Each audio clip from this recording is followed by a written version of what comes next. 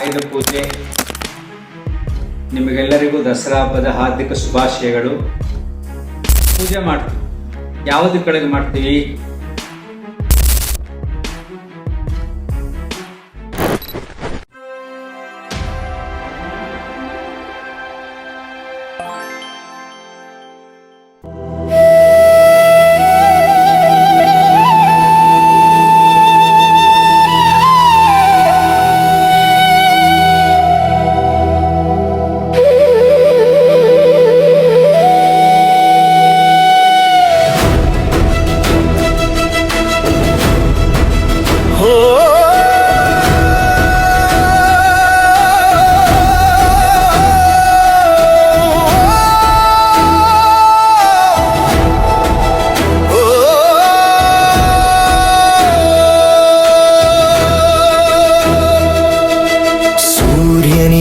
ಭಾವನೆಗಳಿವೆಯೇ ಉರಿ ಬಿಸಿಲಲ್ಲಿ ಸೆಕೆ, ತಾಪದಲ್ಲಿ ಸತ್ತವರೆಷ್ಟೋ, ಒಣಗಿದ ಗಿಡ ಪ್ರಾಣಿ ಪಕ್ಷಿಗಳೆಷ್ಟೋ. ಬೆಂಕಿಗೆ ಭಾವನೆಗಳಿವೆಯೇ ಸಣ್ಣ ಪುಟ್ಟ ಗಿಡ ಬಳ್ಳಿ ಪ್ರಾಣಿಗಳು, ಹಸಿರು ಕನನಗಳು ಸುಟ್ಟು ಕರುಕಾದವೆಷ್ಟೋ. ಗಾಳಿಗೆ ಭಾವನೆಗಳಿವೆಯೇ ಸುಂಟರ ಗಾಳಿ ಬಿರುಗಾಳಿಗೆ ತರಗೆಲೆಯಂತೆ, ಉದುರಿದ ಮನೆಗಳು ಮರಗಿಡಗಳೆಷ್ಟೋ. ನೀರಿಗೆ ಭಾವನೆಗಳಿವೆಯೇ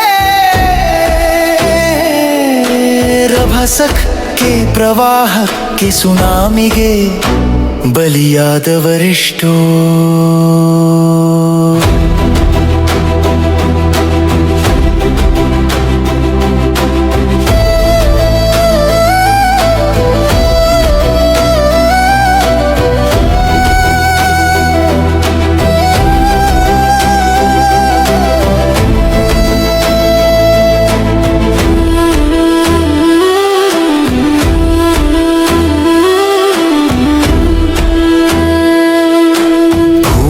ಭಾವನೆಗಳಿವೆಯೇ ಜ್ವಾಲಾಮುಖಿ ಭೂಕಂಪ, ಬರಗಾಲ, ಹಸಿವಿಂದ ಸತ್ತವರೆಷ್ಟೋ. ಆದರೂ ನಮ್ಮ ಹಿತಿ ಮಿತಿಯ ಬುದ್ಧಿಯೊಳಗೆ ಅರಿಯಲಾಗದ ಶಕ್ತಿಗೆ ನಮ್ಮಂತೆ ಗಂಡ ಹೆಂಡತಿ ಮಕ್ಕಳ ಕೊಟ್ಟು, ಭಾವನೆಗಳ ತುಂಬಿ ದೇವರ ಮಾಡಿ ಪೂಜಿಸುವವರು ನಾವು.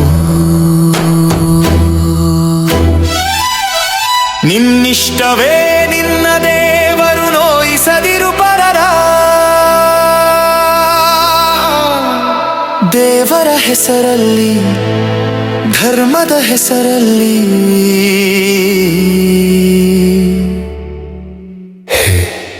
ಮರುಳು ಮನುಜ.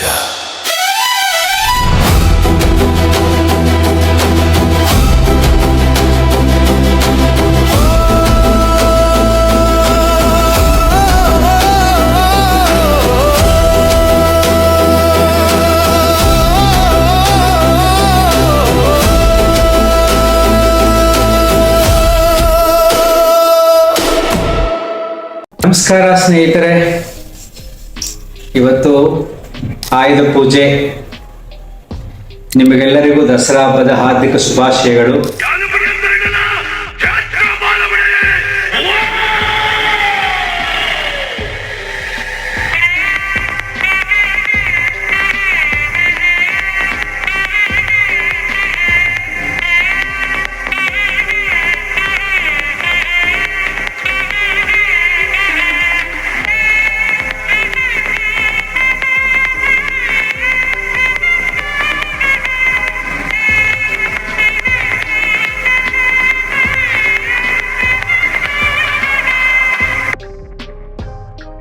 ಈ ಆಯುಧ ಪೂಜೆ ಬಗ್ಗೆ ನಾನು ಮಾತಾಡಬೇಕು ಅನಿಸ್ತು. ಹೇಗೆ ಅಂದರೆ, ಈಗ ನಾವು ಪೂಜೆ ಮಾಡ್ತೀವಿ, ಯಾವುದ್ರ ಕಡೆಗೆ ಮಾಡ್ತೀವಿ? ನಾವು ಯಾವ ಯಾವ ವಸ್ತುಗಳನ್ನು ಉಪಯೋಗಿಸಿದೀವೋ ಆ ವಸ್ತುಗಳನ್ನು ಇಟ್ಕೊಂಡು ನಾವು ಅದಕ್ಕೆ ಪೂಜೆ ಮಾಡ್ತೀವಿ. ನೀವು ಹಳ್ಳಿಗಳ ಕಡೆ ಎಲ್ಲ ಹೋದ್ರೆ ಎಲ್ಲ ಗುದ್ದಲಿಗಳಿಂದ ಹಿಡಿದು ಪ್ರತಿಯೊಂದು ವಸ್ತುಗಳಿಗೂ ಕೂಡ ಯಂತ್ರಗಳವರೆಗೂ ನಾವು ಪೂಜೆ ಮಾಡ್ತೀವಿ. ಸಿಟಿನಲ್ಲಿ ನೋಡಿದ್ರೆ ಎಲ್ಲ ವೆಹಿಕಲ್ಸ್ಗೆಲ್ಲ ಪೂಜೆ ಮಾಡ್ತೀವಿ. ನಾವು ಪೂಜೆ ಮಾಡತಕ್ಕಂಥ ವಸ್ತುಗಳಿಗೆ ಸ್ವಲ್ಪ ಯೋಚನೆ ಮಾಡಿ ನೋಡಿ, ಭಾವನೆಗಳಿದೆಯಾ, ಬುದ್ಧಿ ಇದೆಯಾ, ಅಥವಾ ಈ ಪೂಜೆ ಮಾಡಿದ್ದಾರೆ ಅಂತಕ್ಕಂಥ ನೆನಪಿದೆಯಾ? ಎಲ್ಲ ಹಣ್ಣು ಸ್ವೀಟ್ಸ್ ಎಲ್ಲ ಇಟ್ಟು ಹೂಗಳೆಲ್ಲ ಇಟ್ಟು ಪೂಜೆ ಮಾಡ್ತೀವಿ. ಏನ್ ಕೇಳಿ, ಈ ವಸ್ತುಗಳಿಂದ ನನಗೆ ಪ್ರಯೋಜನವಾಗಿದೆ ಅನ್ನತಕ್ಕಂಥ ಕೃತಜ್ಞತಾ ಭಾವ ನನ್ನ ಮನಸ್ಸಿಗೆ ಅಷ್ಟೇ ಹೊತ್ತು ನೀವು ಎಷ್ಟೇ ಪೂಜೆ ಮಾಡಿ ಏನೇ ಮಾಡಿ ಆ ವೆಹಿಕಲ್ಗೆ ಆ ವಸ್ತುಗಳಿಗೆ ಯಾವುದೇ ನೆನಪಿರಲ್ಲ, ಅವು ನಮ್ಮ ಭಾವನೆಗಳಿಗೆ ಸ್ಪಂದಿಸಲ್ಲ. ಓಕೆ, ಇವತ್ತು ಪೂಜೆ ಮಾಡಿದ್ದೆ ಅಂದ್ಬಿಟ್ಟು ನಾಳೆ ಕಾರ್ ಇದ್ದಿದ್ದಂಗೆ ಕೆಟ್ಟೋಗಿರೋದು ರಿಪೇರಿ ಆಗೋದಿಲ್ಲ. ಯಂತ್ರ, it's a metal or some plastic, whatever it is, ಯಾವ್ದಾರ ಆಗಲಿ ಅದಕ್ಕೇನಾರ ಭಾವನೆ ಇದೆಯಾ? ಆದರೆ ನಾವೆಲ್ಲ ಕಡೆ ಎಷ್ಟೊಂದು ಖರ್ಚು ಮಾಡಿ ನಾವು ಪೂಜೆ ಮಾಡ್ತೀವಿ ನೋಡಿ. ಇದರ ಅರ್ಥ ಏನು? ಇದರಿಂದ ನನಗೆ ಪ್ರಯೋಜನ ಆಗ್ತಾ ಇದೆ, ಸೊ ಅದಕ್ಕೆ ನಾನು ಥ್ಯಾಂಕ್ಸ್ ಹೇಳಬೇಕು, ಕೃತಜ್ಞತೆ ಅರ್ಪಿಸ್ಬೇಕು. ಕೃತಜ್ಞತಾ ಭಾವವೇ ಪೂಜೆಯಾಗಿದೆ ಹೊರತು ನೀವೆಲ್ಲ ಏನು ಮಾಡೋದು ಏನು ಪ್ರಯೋಜನ ಇಲ್ಲ. ಪೂಜೆ ಮಾಡಿದರೂ ಯಂತ್ರ ಹೇಗಿತ್ತು ಹಾಗೆ ಇರುತ್ತೆ, ಆದ್ರೆ ನನಗೆ ಸಮಾಧಾನ ಆಗುತ್ತೆ. ನಾವು ಈಗ ತುಂಬ ಇಂಪಾರ್ಟೆಂಟ್ ಪಾಯಿಂಟ್ ನೆನ್ಪಿಟ್ಕೊಳ್ಳಿ, ಹೇಳ್ತೀನಿ. ನಾವು ಯಾಕೆ ಇದನ್ನು ಮಾಡ್ತೀವಿ ಚಿಕ್ಕದ್ರಿಂದ ಮಕ್ಕಳಲ್ಲಿ? ಅದು ತುಂಬ ಜನ ಸುಮ್ಮನೆ ಫ್ಯಾನ್ಸಿಯಾಗಿ ಮಾಡ್ತಾರೆ ಅಷ್ಟೇ. ಇದು ಒಂದು ಆಳವಾದ ತತ್ವ ಇದೆ, ಜೀವನಕ್ಕೆ ಸಂಬಂಧಪಟ್ಟಂತ ವಿಚಾರ ಇದೆ ನೋಡಿ. ಫಾರ್ ಎಕ್ಸಾಂಪಲ್, ನೀವೊಬ್ಬರನ್ನ ಯಾರೋ ಫ್ರೆಂಡನ್ನ ಭೇಟಿ ಮಾಡ್ತೀರಾ, ಹೊಸ ಫ್ರೆಂಡ್ ಆಗ್ತಾರೆ, ಚೆನ್ನಾಗಿ ನೀವು ಅವ್ರ ಹೆಸರು ಹೇಳಿ ಇವ್ರ ಹೆಸರು ಹೇಳಿ ಎಲ್ಲ ಹೇಳ್ಕೊಂಡು ಪರಿಚಯ ಮಾಡ್ಕೋತೀರಾ. ನೆಂಟರು ಹೇಗೋ ಸ್ವಲ್ಪ ಬಡಿ ಪರಿಚಯ ಆಗ್ತಾರೆ. ಪರಿಚಯ ಆದಮೇಲೆ ಇಬ್ರು ಕಾಫಿಗೆ ಹೋಗ್ತೀರಾ, ಹೋಟೆಲ್ಗೆ. ಕಾಫಿ ಕುಡ್ದಾದ್ಮೇಲೆ ಥ್ಯಾಂಕ್ಸ್ ಅಂತ ಹೇಳ್ಬಿಟ್ಟು ಬರ್ತೀರಾ. ಇನ್ನೊಂದು ದಿನ ಸಿಗ್ತಾರೆ, ತುಂಬ ಕ್ಲೋಸ್ ಆಗ್ತೀರಾ. ಒಂದು ಹೋಟೆಲ್ ಊಟ ಕೊಡಿಸ್ತಾರೆ, ಇನ್ನೊಂದು ದಿನ ಸಿನಿಮಾ ಕರ್ಕೊಂಡು ಹೋಗ್ತಾರೆ, ಇನ್ನೊಂದು ದಿನ ಒಂದು ಬಟ್ಟೆ ಕೊಡಿಸ್ತಾರೆ. ಬಿಕಮ್ ತುಂಬ great friends, close friends. So daily ಮಾತಾಡ್ತೀರಾ. ಅವರೆಲ್ಲ ದೂರದಲ್ಲಿ ಸಿಕ್ಕರೆ ಅವ್ರ ಮುಖ ನೋಡಿದ ತಕ್ಷಣ ನಿಮ್ಮ ಮುಖ ಅರಳುತ್ತೆ. ಫ್ರೆಂಡು ಊಟ ತಿಂಡಿ ಮತ್ತೆ ಬಟ್ಟೆ ಸಿನಿಮಾ ಎಲ್ಲ ತೋರಿಸಿದಾರಲ್ವಾ, ಗ್ರೇಟ್ ಅಲ್ವಾ? ನಿಮ್ಮ ಫ್ರೆಂಡ್, ನಿಮ್ಮ ಅಪ್ಪ ಅಮ್ಮ ಯಾರಾದ್ರೂ ಏನೋ ಅಷ್ಟೊಂದು ಮಾತಾಡ್ತೀವಿ ಅವ್ರ ಜೊತೆ ಅಂದ್ರೆ, ನಮ್ಮ ವಂಡರ್ಫುಲ್ ಫ್ರೆಂಡು, ನನ್ನ ಹೃದಯದ ಮಿತ್ರ, ಹಾಗೆ ಹೀಗೆ ಏನೇನೋ ಹೇಳ್ತೀರಲ್ವಾ. ನೋಡಿ, ಜೀವನದಲ್ಲಿ ಮಗುವಿನಿಂದ ಹಿಡಿದು ನಿಮ್ಮ ಮದುವೆ ಮಾಡಿ ಮಕ್ಕಳಾಗೋವರೆಗೂ ನಿಮ್ಮ ಅಪ್ಪ ಅಮ್ಮ ಎಷ್ಟು ಊಟ ಕೊಟ್ಟಿದ್ದಾರೆ, ಎಷ್ಟು ತಿಂಡಿ ಕೊಟ್ಟಿದ್ದಾರೆ, ಎಷ್ಟು ಬಟ್ಟೆ ಕೊಟ್ಟಿದ್ದಾರೆ, ಎಷ್ಟು ದುಡ್ಡು ಕೊಟ್ಟಿದ್ದಾರೆ, ಅವ್ರಿಗೆ ಹೃದಯಪೂರ್ವಕವಾಗಿ ಯಾವತ್ತಾದ್ರೂ ಥ್ಯಾಂಕ್ಸ್ ಹೇಳಿದ್ದೀರಾ? ಅದು ನೆನೆಸ್ಕೊಂಡಿದ್ದೀರಾ? ಕೆಲವು ಸರಿ ಏನು ಮಾಡ್ತಿದ್ರ, ಟೇಕ್ ಇಟ್ ಆಸ್ ಗ್ರಾಂಟೆಡ್. ನನಗೆ ಏನು ಮಹಾ ನೀನು ಮಾಡಿರೋದು, ಕೆಲವರು ಹೇಳ್ತಾರೆ ಏನು ಮಹಾ ನೀನು ಮಾಡಿರೋದು, ನಿನ್ನ ಜವಾಬ್ದಾರಿ ನೀನು ಮಾಡಿದ್ಯಾ ಅಂತೀವಿ. ಸೊ ಒಂದು ಮೆಟಲ್ ಪೂಜೆ ಮಾಡ್ತೀವಿ ನಾವು ಕೃತಜ್ಞತೆಯಿಂದ, ಭಾವವಿಲ್ಲದ ಒಂದು ವಸ್ತುಗಳಿಗೆ ನಾವು ಪೂಜೆ ಮಾಡ್ತೀವಿ. ಆದರೆ ನಮ್ಮ ಜೀವನ ಪೂರ್ತಿ ಸಾಕಿ ಕಷ್ಟಪಟ್ಟಂಥವ್ರಿಗೆ ನಮ್ಮ ಭಾವನೆ ಎಷ್ಟು ಪರಿಶುದ್ಧವಾಗಿರಬೇಕು, ಎಷ್ಟು ಗೌರವಿಸ್ಬೇಕು ನಾವು ಅವರನ್ನ. ಸಣ್ಣ ಪುಟ್ಟ ತಪ್ಪಾದ್ರೆ ಎಷ್ಟು ಕ್ಷಮಿಸ್ಬೇಕು, ಎಷ್ಟು ಪ್ರೀತಿಸ್ಬೇಕಲ್ವಾ? ನೋಡಿ, ಆಯುಧ ಪೂಜೆಗೆ ಅದಕ್ಕೂ ಎಷ್ಟು ಸಂಬಂಧ ಇದೆ. ಈ ಪೂಜೆಗಳು ಮಾಡ್ತಾ ಮಾಡ್ತಾ ಮಕ್ಕಳಿಗೆ ಎಕ್ಸ್ಪ್ಲೈನ್ ಮಾಡಬೇಕು. ನಾವು ಯಾಕೆ ಈ ಮೆಟಲ್ ಪೂಜೆ ಮಾಡ್ತೀವಿ, ಇದನ್ನ ಯಾಕೆ ಪೂಜೆ ಮಾಡ್ತೀವಿ, ಕಾರ್ಗೆ ಯಾಕೆ ಪೂಜೆ ಮಾಡ್ತೀವಿ, ಇದನ್ನ ನಾವು ಉಪಯೋಗಿಸ್ತೀವಿ, ಅದಕ್ಕೆ ಥ್ಯಾಂಕ್ಸ್ ಹೇಳಕ್ಕೆ, ಕೃತಜ್ಞತೆ ಅರ್ಪಿಸಕ್ಕೆ ನಾವು ಪೂಜೆ ಮಾಡ್ತೀವಿ ಅಂತ ಮಕ್ಕಳಿಗೆ ಎಕ್ಸ್ಪ್ಲೈನ್ ಮಾಡಬೇಕು.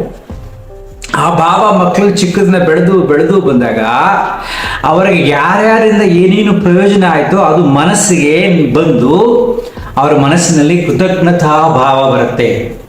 ಅದೇ ನಿಜವಾದ ಪೂಜೆ. ನಾವು ಸುಮ್ಮನೆ ತೋರಿಸ್ಕೊಳ್ಳೋಕ್ಕೆಲ್ಲ ಮಾಡೋದಲ್ಲ. ಸೊ ಈ ವಿಷಯ ಯಾಕೆ ಹೇಳಿದೆ ಅಂದರೆ, ಇದು ಮಾಡ್ಬೇಕಾದ್ರೆ ಎಲ್ಲ ಪೂಜೆ ಮಾಡೋದು ನೋಡಿದಾಗ ನೆನಪಾಯ್ತು. ಕೆಲವರ ಘಟನೆಗಳು ಮನಸ್ಸಿಗೆ ಬಂದಾಗ ನಿಮ್ಮ ಜೊತೆ ಹಂಚ್ಕೋಬೇಕಂತ. ಒಬ್ಬರು ಮಹಾಪಂಡಿತರು, ಭಗವದ್ಗೀತೆ ಕಂಠಪಾಠ ಆಗ್ಬಿಟ್ಟಿದೆ, ಟಕ ಟಕ ಟಕ ಅಂತ ಹೇಳ್ತಾರೆ. ಬೇರೆ ಬೇರೆ ಉಪನಿಷತ್ತುಗಳು ಶಾಸ್ತ್ರಗಳು ಎಲ್ಲ ಚೆನ್ನಾಗಿ ತಿಳ್ಕೊಂಡಿದ್ದಾರೆ. ಅವ್ರು ನನ್ನ ಮೇಲೆ ಸ್ವಲ್ಪ ಅಭಿಮಾನ ಜಾಸ್ತಿ. ಯಾಕೆ ನಾನು ಯೋಗ ಕ್ಲಾಸ್ ಕಂಡಕ್ಟ್ ಮಾಡುವಾಗ ನಗಾಗ್ತಾ ಇರ್ತೀನಿ, ನಗಿಸ್ತಾ ಇರ್ತೀನಿ. ಈ ಥರ ನಗು ನೋಡಿಲ್ಲ ರೀ ಅಂದ್ಬಿಟ್ಟು ಅವ್ರು ಕ್ಲೋಸ್ ಆಗ್ಬಿಟ್ಟು ನನ್ನ ನಗುವಿಗೆ ಅವ್ರು ಫ್ರೆಂಡ್ ಆಗ್ಬಿಟ್ಟಿದ್ದಾರೆ. ಸೊ ಕ್ಲೋಸ್ ಆಗಿ ನಾವು ಚರ್ಚೆಗಳು ಮಾತಾಡ್ತಾ ಇರ್ತೀವಿ. ಏನೇನೋ ವಿಚಾರ ನಾನು ಸ್ವಲ್ಪ ಕ್ರಾಸ್ ಕ್ವಶನಿಂಗ್ ಮಾಡ್ತಾ ಇರ್ತೀನಿ, ವಿಷಯ ಹೊರಗಡೆ ಬರಲಿ ಅಂತ. ಹೀಗೆ ಆತ್ಮೀಯರವರು, ಅವರಿಗೆ 3 ಜನ ಮಕ್ಕಳು, ಒಂದು ಹೆಣ್ಮಗಳು, 2 ಗಂಡು ಮಕ್ಕಳು, 3 ಜನನು ಅಮೆರಿಕದಲ್ಲಿ ಸೆಟ್ಲ್ ಆಗಿದ್ದಾರೆ. ಶ್ರೀಮಂತ, ವೆಲ್ ಸೆಟಲ್ಡ್, ಮನೆಯೆಲ್ಲ ಮಾಡ್ಕೊಂಡು ಚೆನ್ನಾಗಿ ಸೆಟ್ಲ್ ಆಗಿದ್ದಾರೆ. ಇವರೊಬ್ಬರೇ ಇರ್ತಾರೆ ಇಲ್ಲಿ, ಹೆಂಡತಿ ತೀರೋಗಿದ್ದಾರೆ. ಎಲ್ಲೋ ಹೋಗ್ತಾರೆ, ಊಟ ಮಾಡ್ಕೊಂಡು ಬರ್ತಾರೆ. ಊಟ ಮಾಡ್ಕೊಂಡು ಬರ್ಬೇಕಾದಾಗ ನಾನು ಒಂದಿನ ಕೇಳಿದೆ, ಯಾಕ್ರಿ ಹೀಗೆ ನೀವು ಸುಮ್ಮನೆ ಇಲ್ಲಿ ಒದ್ದಾಡ್ತೀರಾ, ಅಲ್ಲೇ ಮಕ್ಕಳ ಜೊತೆ ಇದ್ಬಿಡಿ ಆರಾಮಾಗಿ, ವಯಸ್ಸಾಗಿದೆ, ನೀವು ಅಮೆರಿಕದಲ್ಲಿ ಇರ್ಬೇಕಲ್ಲ, ಇರ್ಬೋದಲ್ಲ ಅಂತ ಹೇಳಿದೆ. ಅದಕ್ಕೆ ಹೇಳಿದ್ರು, ಗುರುಗಳೇ ನೀವು ಅನ್ಕೊಂಡಷ್ಟು ಜೀವನ ಸುಲಭ ಅಲ್ಲ, ನನ್ನ ಮಕ್ಕಳು ನನ್ನನ್ನು ಕರೀತಾ ಇಲ್ಲ. ನೋಡಿ, ಇವರು ಇಲ್ಲಿ ವಿದ್ಯೆ ಕಲಿತು ಸಂಸ್ಕಾರವಂತ ಕುಟುಂಬದಲ್ಲಿ ಬೆಳೆದು ಕೂಡ ಮನಸ್ಸಿನಲ್ಲಿ ಭಾವನೆಗಳು ಬಂದಿಲ್ಲ. ಅವ್ರ ಮನಸ್ಸಿನ ಭಾವನೆಗಳು ಅಲ್ಲಿ ಹೋದಾಗ ಬದಲಾಗ್ಬಿಟ್ಟಿದೆ. ಅಲ್ಲಿ ಜಾಸ್ತಿ ಗ್ರಾಟಿಟ್ಯೂಡ್ ಅನ್ನೋದು ಇರೋದಿಲ್ಲ, ಅಲ್ಲೆಲ್ಲ ಮೆಟೆಸ್ಟಿಕ್ ನೇಚರ್, ಭೌತಿಕವಾದ ವಸ್ತುಗಳ ಜೊತೆನೇ ಇರ್ತಾರೆ ಅವ್ರು ಯಾವಾಗಲೂ. ಅದು ಇದ್ದು ಇವರು ಅಲ್ಲಿ ಹೋದಾಗ ಬದಲಾಗ್ತಾರೆ. ಯಾಕಂದ್ರೆ ಭಾವನೆ ಇದೆ, ಅಲ್ಲಿ ತೋರಿಸಿಲ್ಲ, ಇವೆಲ್ಲ ಕಲಿಸಿಲ್ಲ. ಒಂದಷ್ಟು ಮಿಡ್ಲ್ ಏಜ್, ಒಂದು ವಯಸ್ಸಾದ ತಕ್ಷಣ ಅಪ್ಪ ಅಮ್ಮನೇ ಬಿಟ್ಬಿಡ್ತಾರೆ ಅವರು. ವಯಸ್ಸಾದ ಕಾಪಾಡೋದೇ ಇಲ್ಲ ಅವರು. ಸುಮ್ಮನೆ ಆರ್ಟಿಫಿಷಿಯಲ್ ರಿಲೇಶನ್ಶಿಪ್ ಜಾಸ್ತಿ ಅಲ್ಲಿ, ಯಾಕೆಂದ್ರೆ ಅಲ್ಲಿ ಭೌತಿಕ ವಸ್ತುಗಳು ಜಾಸ್ತಿ. ಸೊ ಮತ್ತೆ ಏನು ಮಾಡ್ತೀರಿ, ನಿಮ್ನ ಯಾರು ನೋಡ್ಕೊಳ್ಳೋರು ಅಂದ್ರೆ, ಅಯ್ಯೋ ಏನಾಗುತ್ತೆ ಬಿಡಿ ಗುರುಗಳೇ, ಮನೇಲಿ ಆರಾಮಲ್ಲಿರ್ತೀವಿ, ಸತ್ತೋದ್ರೆ ಯಾರು ಗೊತ್ತಾಗಲ್ಲ, ಒಂದು 2 ಮುದ್ದೆ ಅಂದ್ರೆ ವಾಸನೆ ಬರುತ್ತೆ, ಆಮೇಲೆ ಕಾರ್ಪೊರೇಷನ್ ಬರ್ತಾರೆ ತಗೊಂಡು ಹೋಗ್ತಾರೆ ಅಂತ. ಇದು ಅವ್ರು ಹೇಳಿರ್ತಕ್ಕಂಥ ಡೈಲಾಗ್. ಯಾಕಂದ್ರೆ ಈಗಿನ ಕಾಲದ ಜನರಲ್ಲಿ ಕೃತಜ್ಞತೆ ಕಡಿಮೆ ಆಗ್ತಾ ಇದೆ, ಗ್ರಾಟಿಟ್ಯೂಡ್ ಕಡಿಮೆ ಆಗ್ತಾ ಇದೆ.